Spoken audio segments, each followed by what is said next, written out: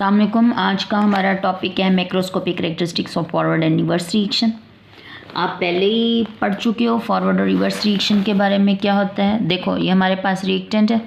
हमने initially hydrogen और iodine लिया, हाइड्रोजन आयोडाइड बना, ये हमारा फॉरवर्ड रिएक्शन। हाइड्रोजन आयोडाइड से वापस हाइड्रोजन आयोडीन का बनना, ये हमारा रिवर्स रिएक्शन।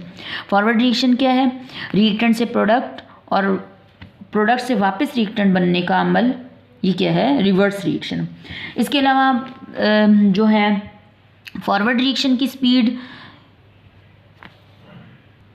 शुरू में बहुत ज़्यादा होती है और रिवर्स रिएक्शन की स्पीड शुरू में बहुत कम होती है, ये भी आप पढ़ चुके हो। उसके अलावा with the passage of time forward reaction की स्पीड कम हो रही है, रिवर्स रिएक्शन की स्पीड बढ़ रही है, ये भी हमारे डिफरेंस में आ गया। उसके अलावा स्टूडेंट्स, आप लोग इसको यूँ समझो, देखो ये मेरी जो है लेफ़्ट साइड और ये मेरी राइट साइड, ये मेरी राइट साइड। जो फॉरवर्ड रिएक्शन है वो मेरी लेफ़्ट साइड से राइट साइड की तरफ जा रहा है यूँ, और जो रिवर्स रिएक्शन है वो मेरी राइट साइड से लेफ़्ट साइड की तरफ जा रहा है यूँ। फॉरवर्ड रिएक्शन इस डायरेक्शन में जा रहा है, रिवर्स रिएक्शन इस डायरेक्शन में जा रहा है। देखो, it is a reaction in which reactant react to form products. It is a reaction in which products react to form reactant. It takes place from left to right. It takes place from right to left. At initial state, the rate of forward reaction is very fast. In the beginning, the rate of reverse reaction is negligible, means ना होने के बराबर. It slows down gradually. Forward reaction Aahista Aahista slow हो जाएगा और reverse reaction Aahista Aahista उसका speed बढ़ जाएगा। उसके बाद हमारा नेक्स्ट टॉपिक है macroscopic characteristics of dynamic equilibrium. इसमें से सबसे पहली कैरेक्टरिस्टिक क्या है कि इक्विलिब्रियम हमेशा एक क्लोज्ड कंटेनर में अचीव होता है। इसको हमने प्रीवियसली एक एग्जांपल से देखा है और यहाँ हमने इसको पढ़ा था। देखो, मैंने आपको बताया था कि अगर हम क्लोज्ड कंटेनर लें और ओपन कंटेनर लें और ओपन कंटेनर में कैल्शियम कार्बोनेट को हीट करें तो कार्बन डाइऑक्साइड गैस यहाँ से रिलीज़ हो जाएगी, और अगर कार्बन डाइऑक्साइड रिलीज़ होगी तो वापस ये प्रोडक्ट कंबाइन होकर वापस रिएक्टेंट नहीं बनाएंगे। लेकिन अगर हम इसी रिएक्शन को एक क्लोज कंटेनर में करवाएं, कैल्शियम कार्बोनेट को एक क्लोज कंटेनर में हीट करें, कैल्शियम ऑक्साइड बनेगा, कार्बन डाइऑक्साइड बनेगी, कार्बन डाइऑक्साइड गैस यहाँ से रिलीज़ नहीं हो सकती, तो वापस जो प्रोडक्ट है ये वापस कंबाइन होके क्या बनाना शुरू कर देगा? Reactant. Reverse reaction, reverse reaction, reverse reaction होना शुरू हो जाएगा। और अब अगर चूंकि यहाँ पे रिवर्स रिएक्शन हो रहा है, फॉरवर्ड रिएक्शन हो रहा है, तो एक टाइम ऐसा आएगा कि फॉरवर्ड और रिवर्स की स्पीड बराबर हो जाएगी, और फॉरवर्ड और रिवर्स की स्पीड जब बराबर होगी उस टाइम यहाँ पे क्या होगा? Dynamic equilibrium.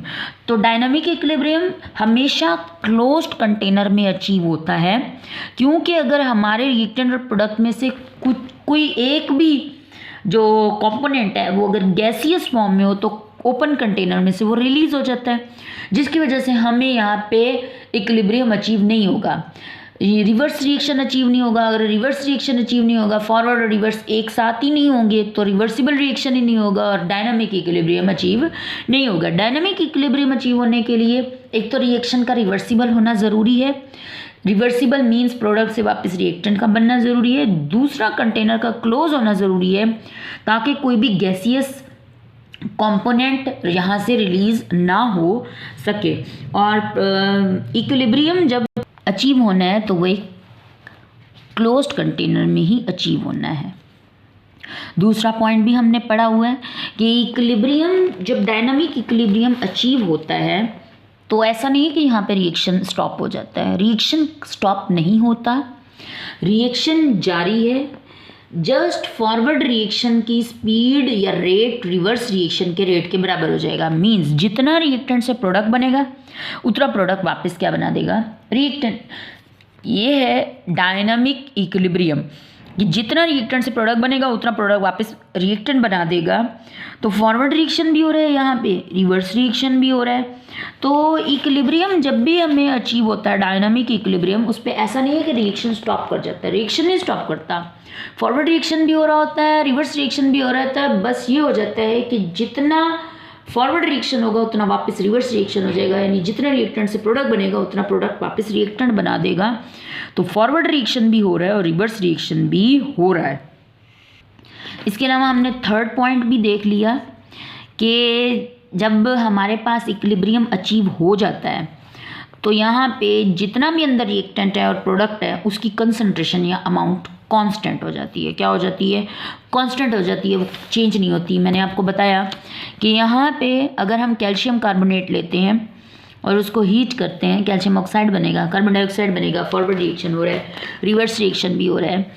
और एक टाइम ऐसा आएगा कि फॉरवर्ड और रिवर्स दोनों की स्पीड बराबर हो जाएगी। स्पीड बराबर होने का क्या मतलब है कि जितना रिएक्टेंट से प्रोडक्ट बनेगा उतना प्रोडक्ट वापस रिएक्टेंट बना देगा।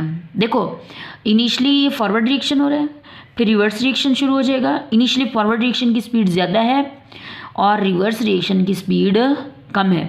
With the passage of time forward reaction की स्पीड बढ़ना, रिवर्स रिएक्शन की स्पीड कम होना शुरू हो जाएगी और एक टाइम ऐसा आएगा जब फॉरवर्ड और रिवर्स की स्पीड बराबर हो जाएगी।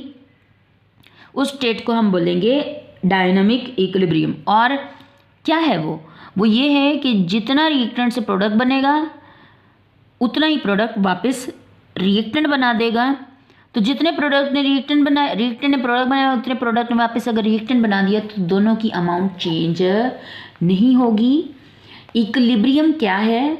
इक्विलिब्रियम में फॉरवर्ड रिएक्शन का रेट रिवर्स रिएक्शन के रेट के बराबर हो जाता है। फॉरवर्ड रिएक्शन जिस स्पीड से हो रहा है उसी स्पीड से रिवर्स रिएक्शन होगा, तो दोनों जस्ट सेम रेट से होना शुरू हो जाएंगे, सेम स्पीड से होना शुरू हो जाएंगे। और सेम स्पीड का मतलब ये है कि जितने रिएक्टेंट से प्रोडक्ट बनेगा उतना प्रोडक्ट वापस रिएक्टेंट बना देगा। तो रिएक्टेंट और प्रोडक्ट इसकी अमाउंट कांस्टेंट हो जाएगी जब हमारे पास इक्विलिब्रियम आ जाएगा। इवन जो फिजिकल प्रॉपर्टीज़ हैं जैसा कि कलर, डेंसिटी, ये सब भी क्या हो जाते हैं? कांस्टेंट।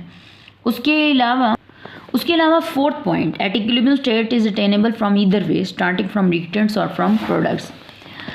इसके अलावा अगर हम कैल्शियम कार्बोनेट लें तो भी हमें इक्विलिब्रियम यहाँ पे अचीव हो जाएगा। लेकिन अगर हम कैल्शियम ऑक्साइड और कार्बन डाइऑक्साइड को एज अ रिएक्टेंट ले लें तो फिर भी हमें यहाँ पे इक्विलिब्रियम अचीव हो जाएगा। कैसे?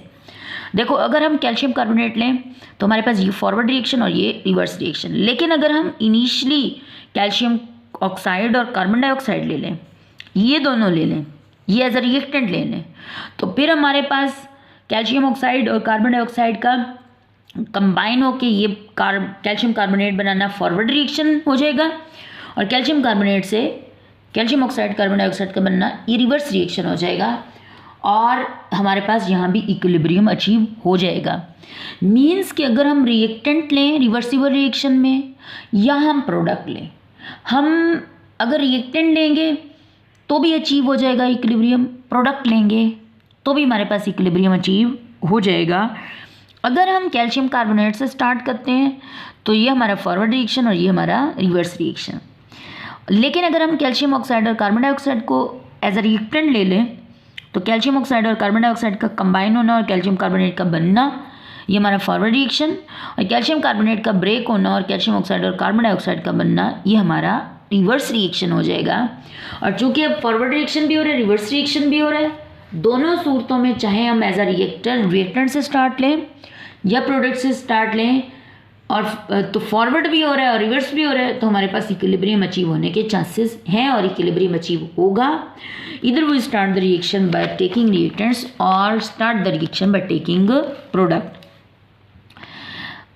ये हमारा फिफ्थ पॉइंट। उसके बाद डायनामिक इक्विलिब्रियम की next characteristic, an equilibrium state can be disturb and again achieve under the given conditions of concentration, pressure and means कि अगर हमारे पास एक कंटेनर में एक रिएक्शन हो रहा है और उसमें इक्विलिब्रियम अचीव हो गया है और अगर हम इस इक्विलिब्रियम को डिस्टर्ब करें बाय चेंजिंग द टेम्परेचर, या हम उसका टेम्परेचर चेंज कर दें या हम उसमें से कुछ अमाउंट निकाल लें तो भी हमारा इक्विलिब्रियम डिस्टर्ब हो जाएगा। देखो हमारा इक्विलिब्रियम इस्टेब्लिश हुआ है, हम इस कंटेनर को खोलें और इसमें से कोई अमाउंट थोड़ी सी निकाल लें, या हम इस कंटेनर का टेम्परेचर चेंज कर दें, या हम कंटेनर में प्रेशर चेंज कर दें, तो हमारा इक्विलिब्रियम डिस्टर्ब हो जाएगा। इक्विलिब्रियम इस्टेब्लिश हुआ है, इक्विलिब्रियम डिस्टर्ब हो जाएगा। आप इसको यूँ समझो कि ये हमारा इक्विलिब्रियम इस्टेब्लिश हुआ है, हम कंटेनर को खोल के इसमें से कोई एक किसी भी रिएक्टेंट या प्रोडक्ट की अमाउंट चेंज कर दें, उसको निकाल लें या उसमें मज़ीद डाल दें, उसकी अमाउंट चेंज कर दें, तो हमारा इक्विलिब्रियम डिस्टर्ब हो जाएगा। तो अगर इक्विलिब्रियम डिस्टर्ब होगा तो इक्विलिब्रियम दोबारा से